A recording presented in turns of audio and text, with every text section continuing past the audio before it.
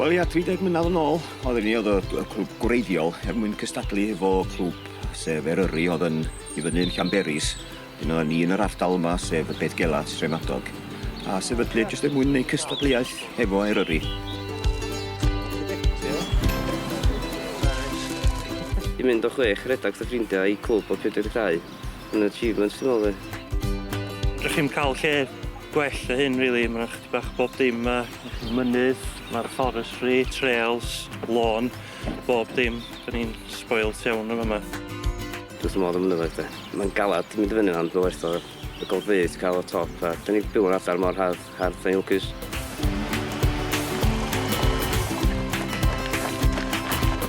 Mae'n Rhedwyr Cryd, dy boi fel yma yn Rhedwyr Cryd yma de. Mae yna rhai dda ar y mynydd, wedyn mae yna rhai dda ar y lôn a pethau de. So mae o'n chydig bach o mix bag gyda ni blwyddyn yma, a mae gyda ni rhai wedi bod yn rhedeg i Gymru a pethau.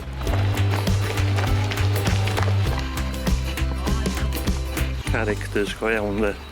Oes, mae'n cael hwyl efo'n gilydd, mynd i rasu, treinio a pethau, pawb cael jyst hwyl.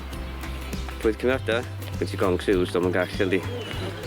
Dwi newydd gychwyn ôl wan 3 mlynedd a stopio sy'n 20 mlynedd yn cyn union i redag ys o'n i ryw 10 oed dwi'n siwr.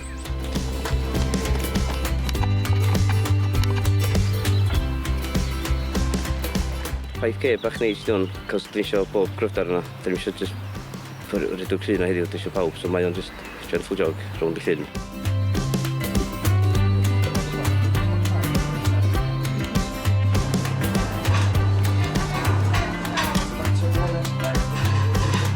Yn Caffi Colwyn yn Begelas da ni rwan.